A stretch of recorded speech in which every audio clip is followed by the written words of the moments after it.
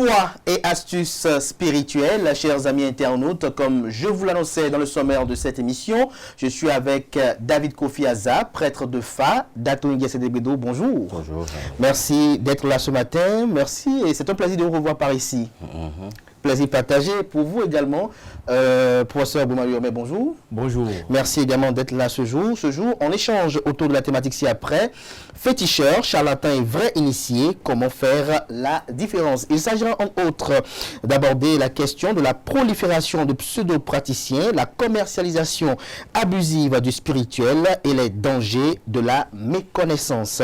David Kofi Aza, dites-nous, cette thématique-là d'entrée de jeu, qu'est-ce qu'elle vous inspire au regard de l'actualité actuelle et de la volonté salvatrice de la haute autorité de l'audiovisuel de la communication, AC, de pouvoir quand même en découdre avec certains fausseurs? Bon, je dirais que c'est un sujet contemporain. Je dis contemporain parce que je me rappelle, il y a 30 ans, quand j'ai commencé à informer sur nos réalités endogènes au niveau des médias, on ne voyait pas ça en fait. Il n'y avait pas ça. Et tout ce qu'on faisait à l'époque, je crois qu'avant moi, il y avait Dali Bono, et il y avait Zanoupi, il y avait mon feu père qui avait commencé l'émission La Ministère de Lettres avec Clémentine Locono sur l'ORTV. On venait juste expliquer à la masse ce que c'est que notre tradition, les différents coins et recoins de notre tradition.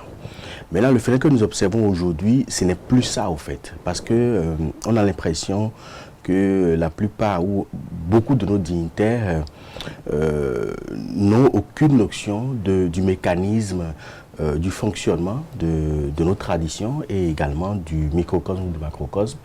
Tout ce qu'ils savent faire, c'est qu'ils ont des connaissances, ils ont des savons, des parfums qu'ils veulent vendre. Voilà, c'est tout. Donc, on vient, on dit, bon, je fais ci, je fais ça. Il y a des gens, dans un passé même très récent, qui disaient même qu'ils ressuscitaient des cadavres. Voilà. C'est conjoncturel, c'est cette situation-là. Et moi, je pense qu'il faut décourager ça, parce que dans aucun pays, ça ne se passe comme ça, parce qu'il y a des domaines précis où on ne fait pas de la publicité, puisque nous sommes dans un domaine purement social. Donc le domaine comme la spiritualité, la santé, la justice et autres, c'est des domaines sociaux dans lesquels on ne peut pas faire de la publicité parce que la nécessité est là et il faut recourir peut-être forcément ou au mieux. Donc, et là, maintenant, on ne donne pas de la place au jugement de la population, de la masse. Vous savez que nous sommes dans une société essentiellement suiviste où le mimétisme est tellement grand et on veut aller vers celui qui crie beaucoup, celui qui parle beaucoup. Voilà. Et ce qui fait que c'est une situation un peu déplorable. Une situation déplorable. Tout à l'heure, vous avez suivi à l'instant, professeur Boumayomé et David Kofi Aza, qui estime que le monde de la spiritualité africaine ne doit pas être un monde dans lequel on doit faire de la publicité. Qu'est-ce que vous en pensez? Oui, c'est parce que vous avez appelé ça publicité que c'est interdit. Sinon, lorsque tu rentres dans ce domaine, on remarque qu'il y a beaucoup de problèmes, de difficultés. Et cette difficulté que rencontrent les patients qui viennent vers les praticiens, on remarque que c'est dû au manque d'information. Maintenant, ce que je vais applaudir, c'est il ne faut pas confondre informer et information et publicité. Information et communication. Non, je dis publicité. Publicité, ok, d'accord. Publicité, merci de me préciser. Publicité, parce que oui, j'ai un savon qui guérit en même temps, et qui attire la chance et qui fait tout en même temps. Ça, on peut combattre ça. Mais informer va régler beaucoup de problèmes à la base. Beaucoup de problèmes à la base. Voilà, donc c'est ça. Il ne faut pas confondre information et publicité. Mais lorsqu'on parle d'information, quel type d'information doit être livrée à la population? Déjà, ça dépend du domaine d'activité. Lorsque tu prends un Bokoro, prêtre de Fa, lui, il a sa déontologie qu'il doit respecter. Est-ce que le Bokono est prêtre de Fa? Est-ce que tout Bokono est prêtre de Fa, tout prêtre de Fa est Bokono? Déjà. Bokono, c'est le consultant du Fa. Donc prêtre de Fa, c'est parce qu'on veut quand même moderniser, parce qu'on parle de la tradition, on parle de l'enracinement. D'accord? Sinon, prêtre de Fa, bon, on va dire qu'on est en train de copier un peu. Sinon, bon, Bokono, Boikono. Donc tout Bokono est prêtre de Fa. D'accord. Alors, quel type d'information vous devez donner sur les réseaux sociaux, normalement? Quelle type d'information est censée être retrouvée sur les réseaux sociaux? le Fa véhicule beaucoup de sagesse. Dans les contes et récits du Fa, il y a beaucoup de choses qu'on peut en tirer comme leçon. Donc, il y a aussi la démarche, comment est-ce qu'il faut aller vers le Fa. Parce qu'il y a plusieurs personnes, bon nombre de personnes ne maîtrisent pas comment est-ce qu'il faut aborder le Fa. Et c'est cette naïveté qui amène ces personnes-là à s'enfoncer. À s'enfoncer. Mais quand même, il y a une question que je pose avec la thématique du jour. David Kofi Aza, je vous la pose pour entrer dans le vif du sujet. Féticheur, charlatan et vrai initié. Déjà, comment faire la différence? Pour vous, c'est qui le féticheur? C'est qui le charlatan? C'est qui le vrai initié? Déjà, je pense que le féticheur, le charlatan, il ne faut pas confondre avec le vaudou ou le produit vaudou ou le dignitaire du vaudou, parce que féticheur, c'est un terme péjoratif qui désigne celui qui manipule des esprits négatifs avec des scaphandres comme des poupées ou du bois ou des sculptures. Le charlatan, c'est un prétentieux. Et malheureusement, ces derniers temps-ci, on observe beaucoup de charlatanisme au niveau des réseaux sociaux, parce que le charlatan, ça on ne trouve pas ça partout, hein, parce qu'il y a des journalistes qui sont charlatans, il y a des économistes qui sont charlatans, il y a des médecins qui sont charlatans. C'est partout, dans tous les corps. C'est partout, parce que le charlatan, c'est le prétentieux qui pense tout connaître, alors qu'il ignore tout de la réalité qu'il prône. C'est ça le charlatan, c'est celui qui prétend connaître, dit connaître, alors qu'il ignore tout. Or, c'est ce que nous observons aujourd'hui sur les médias, surtout avec les néo-bokonos, hein, les jeunes bokonos que nous avons aujourd'hui, qui n'ont aucun respect pour les aînés. Je donne l'exemple d'un jeune bokono qui a commencé sur les réseaux sociaux il y a à peine 2 ou 3 ans, ou maximum 4 ans, et qui estime qu'il connaît mieux le Fa que moi, qu'il a commencé avant moi. Je lui ai dit, mais écoutez, j'ai été consacré Bokono en septembre 1995, et puis j'ai créé mon école du Fa en 2000, donc ça fait 25 ans que j'enseigne le Fa. J'ai créé le Tofa il y a 20 ans.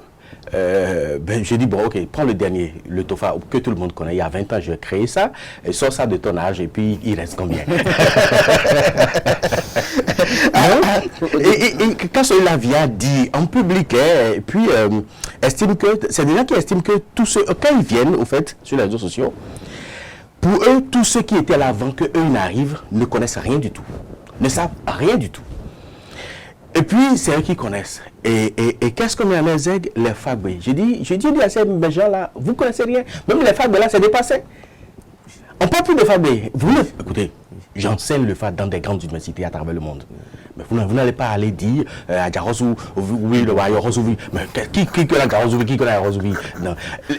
Les gens oublient que ces allégories, ces apologues, ces aphorismes, ces devises que nous avons au niveau du Fa sont des inventions, au fait, pour exprimer une réalité qui est une réalité circonstancielle et d'une époque, mais également limitative de façon géographique. Oui, c'est des réalités qui ne dépassent pas le Bénin. Quand tu vas dire, par exemple, tu vas consulter peut-être pour un espagnol, que tu commences à lui parler de Bokolegba, qu'est-ce qu'il en sait?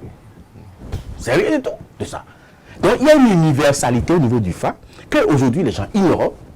Ils ne savent pas du tout, et au lieu de faire mea culpa, pour qu'on leur explique la réalité, ils pensent qu'ils connaissent tout parce qu'ils connaissent le Fa. Le Fa ne veut rien dire. Rien dit. Absolument rien du tout. Absolument rien dit. Mais quand je posais la question tout à l'heure, comment distinguer le vaudou, non, si je peux peut-être le dire ici, du charlatan, du féticheur et du vrai initié, si j'ajoute ainsi. Comment celui qui est sur TikTok, par exemple, sur Facebook, qui scrolle, comment il peut arriver à distinguer la bonne information de la mauvaise ou de celle qui est approximativement bonne, par exemple? Et déjà, il faut que ce soit clair. Dans le monde de l'art et de la tradition, dans notre tradition, il y a le prêtre de Fa, le Bokono. Je dis prêtre entre griffes. Le Bokono. Il y a le Ronon, sinon le Vaudou. Voilà. Et il y a ensuite maintenant le Azonringblito, Azondato, le Amawato. Ça, c'est le phytothérapie. Il faut nous expliquer ça pour que ceux qui nous comprennent. Oui. Maintenant, ça, c'est les 3 grandes catégories qui existent. Et donc, lorsque le Bokono a posé le diagnostic, il y a en même temps le traitement que le Fa lui-même propose. Et les relais après.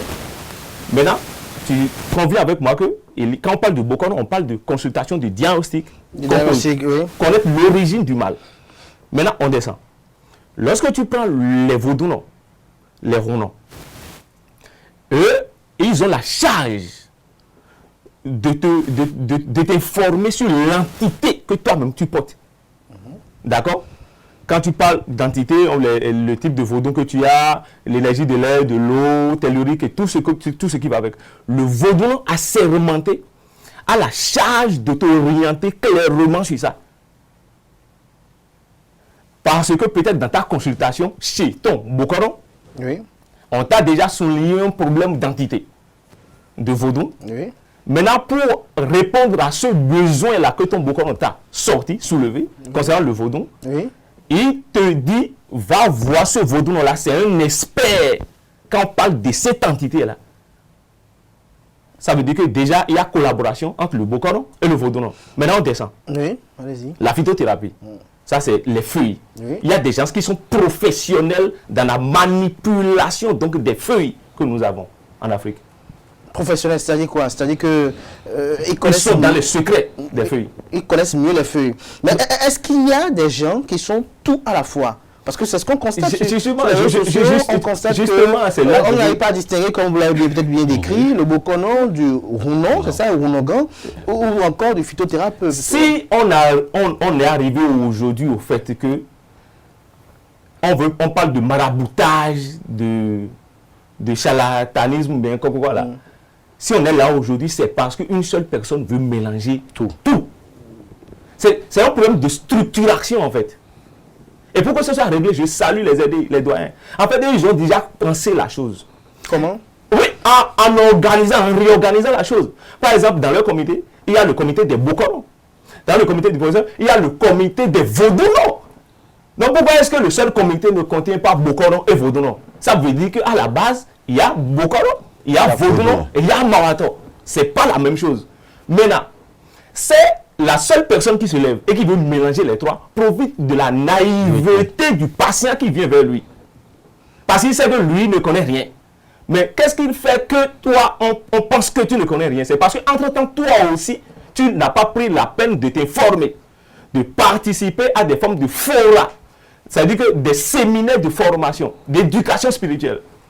C'est que ça, tu n'as pas pris la peine de faire parce qu'on a dit qu'il y a marabout ici, il y a Bokoro ici, tu cours. Et à fortiori, on dit que je ne veux pas que mes parents sachent que je pratique le vaudou, je fais ci. Ah, non, je ne veux pas que mes amis ou bien... Bon, en fait, je ne sais pas, ça s'appelle de la naïveté en fait. Ça s'appelle de la naïveté. Moi, je pense que le problème est également un peu plus profond aussi. Profond, oui.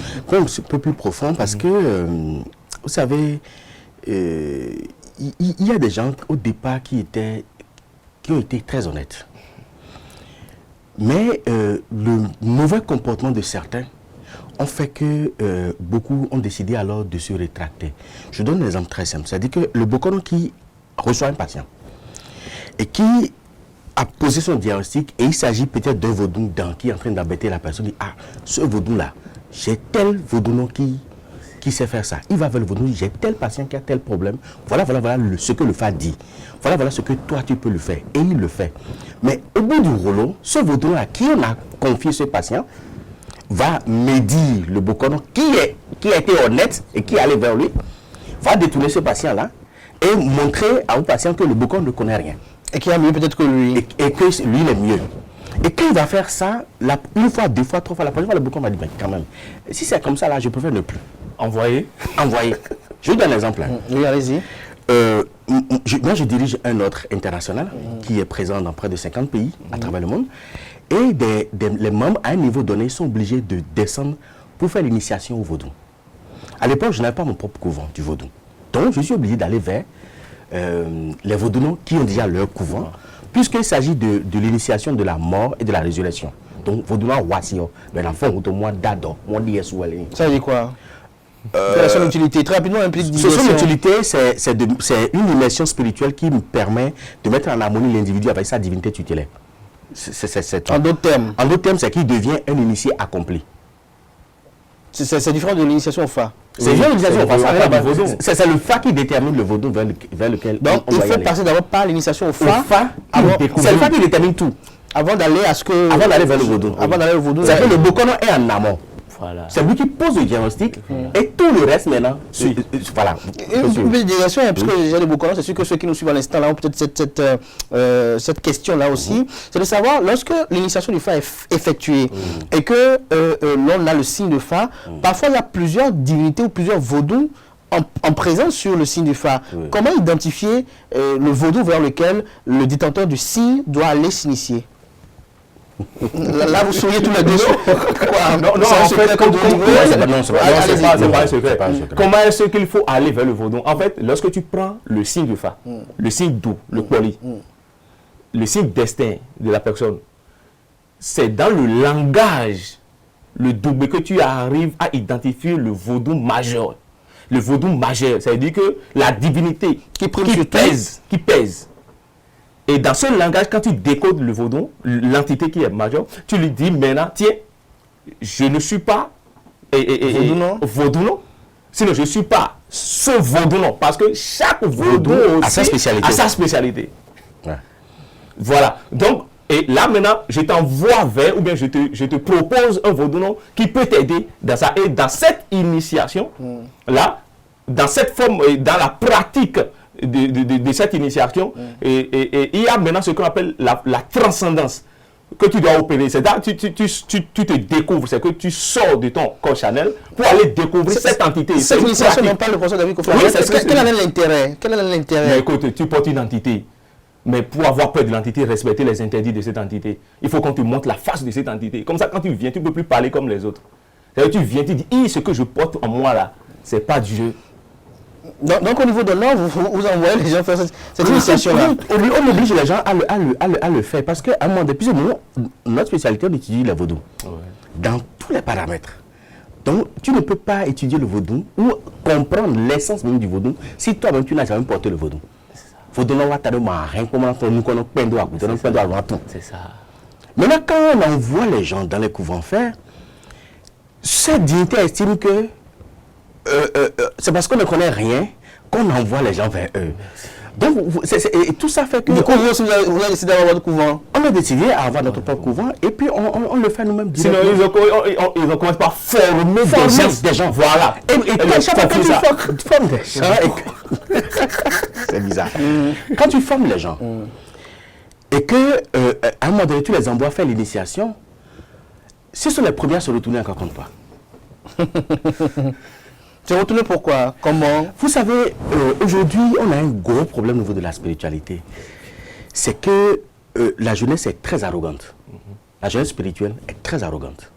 Arrogante pourquoi? Est-ce que il y a l'ancien cas s'appelle pas de responsabilité? Est-ce que quelque part au niveau de vous, les aînés, vous n'avez pas, je sais pas, le mauvais mécanisme de transmission de savoir? Parce que on va s'intéresser de savoir pourquoi vous n'avez pas été arrogant envers vos parents. Pourquoi, au temps de vos parents-là, la transmission du savoir, la transmission initiatique était effectuée dans des procédés ritueliques totalement fermés? Lorsque je prends par exemple le culte Egungun, vous savez qu'il fut une époque, jusqu'à une certaine époque, le revenant était chose crainte. Quand bien même, les initiés savaient ce qui était là. Mais aujourd'hui, voilà, c'est pas le cas. Est-ce que quelque part, en tant que haut dignitaire ou initié, vous n'avez pas désacralisé certains procédés au regard d'affinité? Le problème n'est pas au niveau des hauts initiés. Le problème au niveau de l'éducation de la jeunesse. On est pressé. C'est-à-dire que quand tu prends quelqu'un que tu commences par former, il est pressé de devenir comme toi. Quand vous prenez les Bokono aujourd'hui que nous avons là, 98% n'ont jamais été assermentés. Jamais. Et ils s'invitent de mettre des bois. Donc, ils sont livrés à eux-mêmes. Ils font ce qu'ils veulent. Deuxièmement, quand ils commencent la formation chez tel Bokono, tellement ils sont pressés qu'ils n'arrivent pas au terme de la formation. Et ils partent. Il suffit que Yéni se double des oués. Beaucoup d'enfants et qu'on les félicite. C'est-à-dire que quand ils consultent à un client ou deux clients, que le client le félicite, il dit, ah bon, si c'est comme ça, je maîtrise déjà tout, et puis il s'en va. Donc il va avec ses lacunes. Et ces lacunes-là, il y a l'éducation qui est également dedans. Parce qu'il n'a pas été assermenté, il ne sait pas comment se comporter envers les aînés.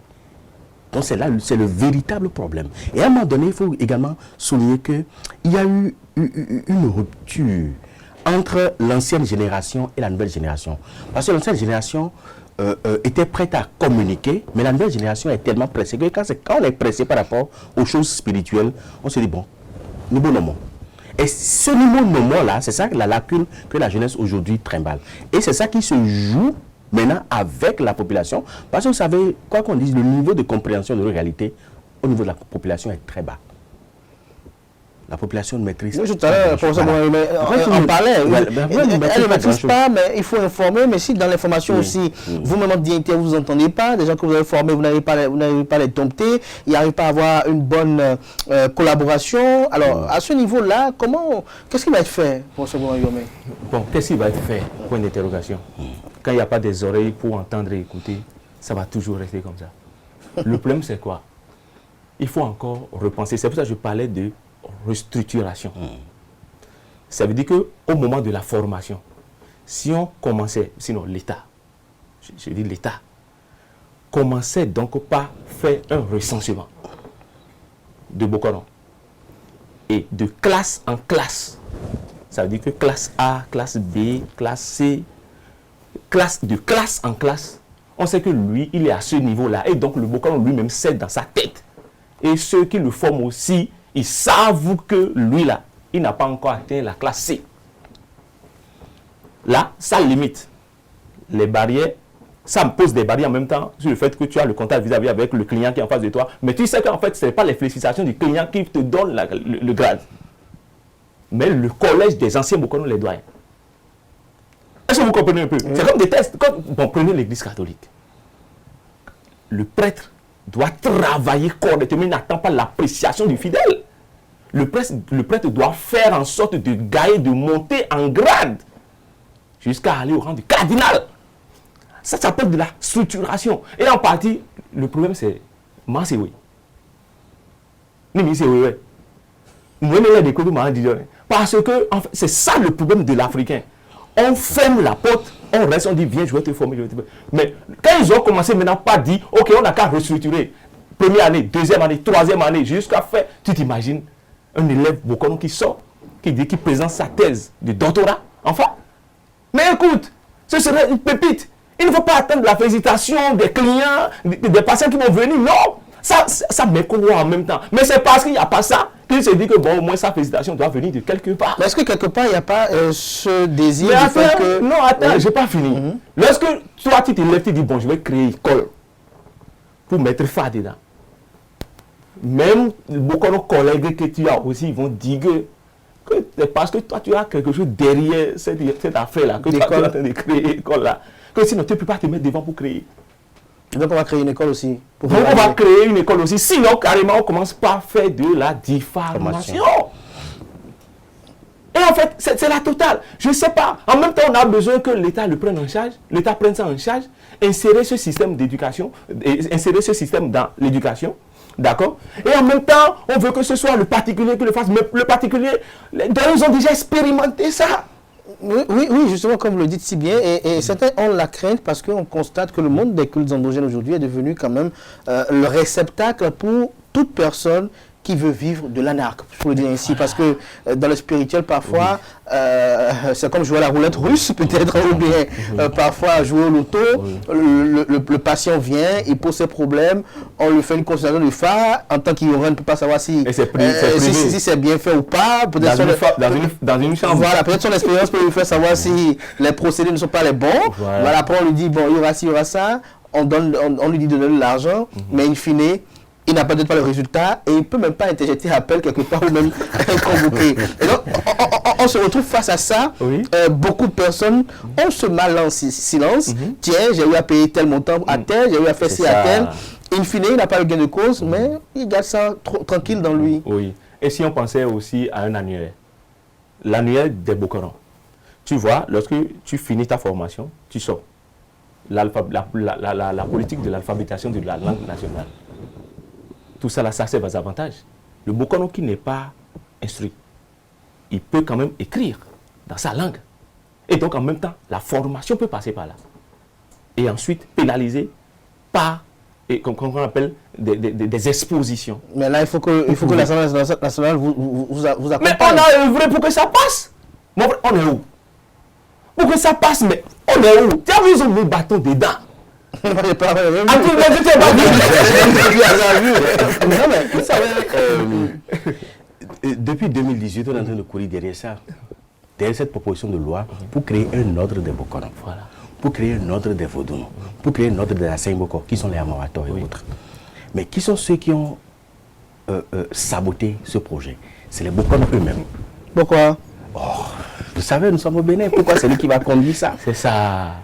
J'ai été reçu par 3 présidents de l'Assemblée sur le même projet, mais ça n'a pas abouti. Il y a une commission de députés qui a été mise en place. Ça n'a pas abouti. Pourquoi les députés ont peur de Bokono? Vous savez, chacun de la Bokono. Et quand chaque député a ses Bokono. Maintenant, quand son Bokono ne se retrouve pas dedans, il va saboter ça auprès de ce député. Lui va devenir réticent parce qu'il ne va pas désobéir à son Bokono. Puis après tout, il va y retourner. Il a peur de subir des représailles. Récemment même, on a opéré le recensement général des Bokono. Et après, on devait passer à la publication de l'annuaire des Bokono. Mais c'est les Bokono eux-mêmes qui ont saboté ce projet. J'ai dû renoncer et j'ai remis les sous. J'ai déposé mon rapport. J'ai dit, si vous pouvez continuer, continuez. Ce projet partait maintenant depuis 2 ans. On a les moyens qu'il faut. Les millions sont là. J'ai tout retourné. J'ai déposé le dossier et j'ai déposé le fichier. Le fichier général de recensement. J'ai tout déposé parce qu'on dit, mais pourquoi c'est pour ça qui conduit? Mais si vous pouvez le faire, faites-le. Mais ça fait 2 ans que c'est par terre. Ça n'a pas bougé d'une minute. Jusqu'à aujourd'hui. Jusqu'à aujourd'hui. Oui. Je voudrais de conclure cette émission sur vous poser une question. Quand même, c'est vrai qu'on doit y revenir. On se dit, on va y revenir de ces 4. C'est quoi le vaudon pour vous? Bon, lorsqu'on parle de vaudon, quand on dit vaudon, littéralement, ça dit puiser allègrement. Puiser allègrement dans cette source d'eau vive là. Ça, c'est pour celui qui vient de commencer. Maintenant, de quelle source parle-t-on? On parle du voti. Dans ce voti-là, il y a plusieurs formes d'entités. Donc, en fait, pratiquer le vaudon, c'est aller à la rencontre donc de son essentiel. Ça veut dire que quand on dit vous m'écoutez? Ça veut dire que quoi? Ça veut dire que c'est comme aller à la rencontre de son essentiel, découvrir en fait le moi que tu portes en toi, ce qui gouverne le moi que tu as en toi, cette entité là que tu as. Donc ça veut dire que, et on tombe en même temps dans plusieurs types d'entités, d'accord, qui dirigent, sinon qui gouvernent l'âme là, sinon le corps là. Et donc cette pratique te renvoie donc à commencer par emprunter des formes de chemins initiatiques. Ça veut dire que j'aborde le vaudon parce que d'abord, j'ai la ferme conviction que je porte cette entité à travers Ifa Oromila. D'accord? Maintenant, aller découvrir ce vaudon, c'est aller découvrir cet essentiel-là que j'ai. D'accord? Ce secret-là que j'ai, aller découvrir cette entité-là que moi je porte en moi, c'est pratiquer le vaudon. Donc, le vaudon, c'est cette entité, d'accord, cette énergie-là que nous portons en nous, et donc qui nous gouverne et qui nous dirige. Et qui nous gouverne, qui nous dirige. C'est quoi le phare? Avant de revenir avec la même question avec David Kofi. Le phare, en fait, c'est... Le phare, je vais résumer. En fait, le phare, c'est le langage divin, c'est la respiration cosmique. Quand on dit respiration cosmique, c'est comme si, en même temps que il y a création, il n'y a que cette forme de création à sa notice, en fait. Et j'aime si bien citer Spinoza. Spinoza qui dit que Dieu égale nature. Deus sive natura. La manifestation qui réside dans chaque élément qui existe. La manifestation, la description de chaque élément, de la manifestation qui existe dans chaque élément. C'est ça en fait, la lecture, je parle de description, cette lecture-là, c'est ça qu'on appelle l'oracle, le phare. Donc le phare, c'est le langage qui nous permet, qui nous relie donc à nous et nos entités. À vous et vos entités. David Kofi Aza, même question pour vous. C'est quoi le Fa? C'est quoi le vaudou? On va y revenir quand même avec peut-être une série d'émissions beaucoup plus en détail parce que, comme j'avais eu à vous le dire en temps, il y a de ces amis internautes là qui veulent comprendre davantage les signes de Fa. Ils veulent écouter de Bokono face à face sur des signes de Fa, sur les interprétations des signes de Fa, parce que, comme diraient certains, il y en a qui se font anarquer parfois. Et ces déplacements que vous faites chaque matin, samedi matin aussi, est contributif de cette volonté de donner la bonne information à ceux qui en ont besoin. Le Fa, le vaudou. Déjà, le vaudou, il faut comprendre que c'est une expression qui nous est venue beaucoup plus tardivement. Hein. C'est une expression beaucoup plus tardivement parce qu'au départ, ces entités-là étaient considérées comme des rumbo. Et les dignitaires du vaudou étaient appelés les rumbolons. Même jusqu'à aujourd'hui, dans certaines régions, ils sont toujours appelés rumbolons, surtout dans la zone Marie, qui n'a pas accepté la colonisation franc. Il compte toujours de parler de rumbolons. Donc le vaudou était considéré comme une connaissance parce que quand on parle de beau, c'est ce qui est caché. Et beau, c'est-à-dire ce qui est voilé. Voilà. Donc le rumbo, c'est ce qui est voilé par le sang.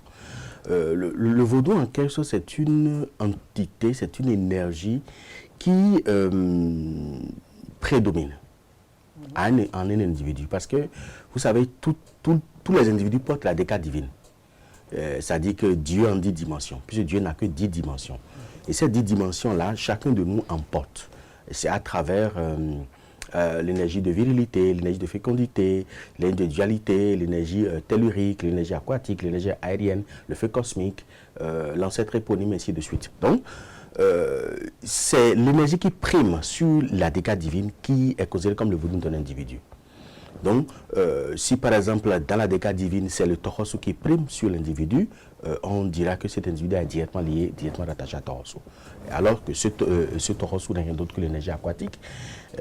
Donc, on peut aller vers une immersion spirituelle avec. Donc, le vaudou, c'est une énergie du macrocosme d'abord, puis du microcosme, puisque le microcosme qui est l'homme n'est que le reflet du macrocosme. Et donc, c'est la miniaturisation de cette énergie-là que nous avons au niveau du macrocosme, que nous avons au niveau du microcosme.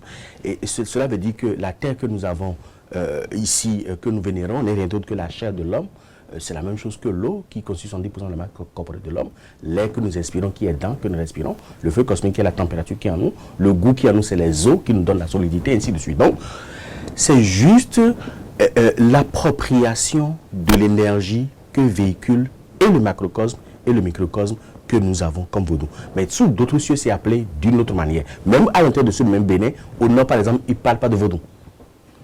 Chez les Yoruba, Nago, ils ne parlent pas de vaudou. Ils vont parler de Orisha. Donc, chaque peuplade a adopté un nom par rapport à ça. Mais ce qui est commun à toutes ces peuplades-là, c'est l'énergie qui est apprivoisée et vénérée. Voilà ce qu'on peut voilà ce qu'on peut dire. On va conclure cette émission. On va peut-être espérer que le monde des cultes endogènes, le monde de la tradition soit réformé. On va espérer qu'elle soit... Non, on ne va pas espérer, on va travailler à ce que ça soit réformé. Parce qu'on a besoin de réformer ça. Si notre civilisation est en train de se perdre et à l'allure vont les choses, les Occidentaux vont venir enseigner à nos enfants demain le vaudou et le Fa. Pas seulement le vaudou et le Fa. Et vous imaginez aujourd'hui, à Moscou, on a un département du Fa. Vous pensez que les Russes maîtrisent mieux le Fa que nous? Mais ils ont un département du Fa. Mais au Bénin, il n'y a aucun département sur le Fa. Oui. Aucun. Au Bénin, ici. Alors que le Fa, depuis 2005, est reconnu comme patrimoine matériel de l'humanité. Et jusqu'à aujourd'hui, nous-mêmes, là, c'est seulement qu'au Nigeria, qu'ils ont des universités, ils ont des écoles primaires et secondaires uniquement et exclusivement dédiées au Fa. Mais au Bénin, nada. Au Togo, rien. Au Ghana, rien du tout. Mais à l'université de Dijon, on a un département du Fa. À l'université de Dijon en France. Dans beaucoup d'universités, surtout à Louisiane, il y a beaucoup d'universités où il n'y a que le Fa qui soit enseigné. Mais pourquoi pas chez nous? Pourquoi pas chez nous? C'est la question qu'on se pose. C'est la question qu'on se pose. Donc on doit travailler à ce que... c'est pour ça que je salue ce que le gouvernement et Parti Talon ils sont en train de faire aujourd'hui. Si ça peut continuer après les autres régimes, ça va être très salutaire parce que, écoutez, ce serait honteux que quelqu'un de Cotonou vienne vendre de l'igname à quelqu'un qui est à Djidja. Merci à vous, David Kofi Azar. Donc, il faut toujours communiquer et toujours communiquer. Non pas de la publicité, mais il faut communiquer sur nos réalités pour que quand même, finalement, finir à Tout à fait. Et il y a une question que l'internaute a demandé de vous poser, David Kofi Azar, c'est de savoir à quel moment on doit recevoir un vaudou chez soi. Lorsque votre prêtre de Farouk Bokona vous dit, vous avez tel problème de recevoir un vaudou chez vous, à quel moment, très rapidement pour qu'on puisse conclure? Déjà, moi, je suis trop sceptique quand on dit qu'il faut recevoir le vaudou chez soi, parce que je suis un peu contre cette manière de distribuer le vaudou comme un petit pain. Ça, c'est mon opinion personnelle. Et si quelqu'un est initié au FA et qu'il est nécessaire que ce vaudou-là soit installé, il y a un modus operandi pour le faire.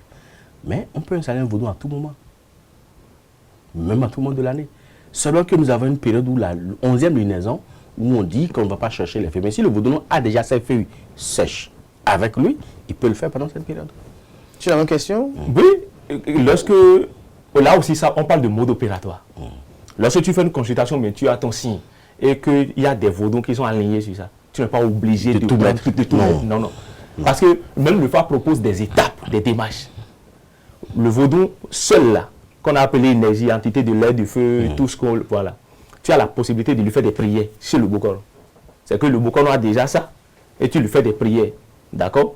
Tu peux lui faire du Sahara, tu peux lui faire des libations. Tu peux... C'est-à-dire que le fait même qu'on décide de prendre le vaudou chez soi, ça c'est la dernière étape. C'est la dernière étape. Mais tu prends le vaudou chez toi, tu veux parler comment avec le vaudou? Alors qu'entre-temps, tu n'as même pas reçu de formation. Des formations qui te permettent quand même de savoir comment manipuler ça. Donc, on ne prend pas vaudou n'importe comment. Pas ce qu'on désire. Merci à vous, David Kofi Azar, Daton Yesedegwedo. Merci, prêtre de phare également de ce côté également. Merci à vous. Merci également. On va se retrouver tout à l'heure pour la tribune virale, mais avant, on va passer à l'instant prestige dans lequel on parle de sécurisation des investissements immobiliers.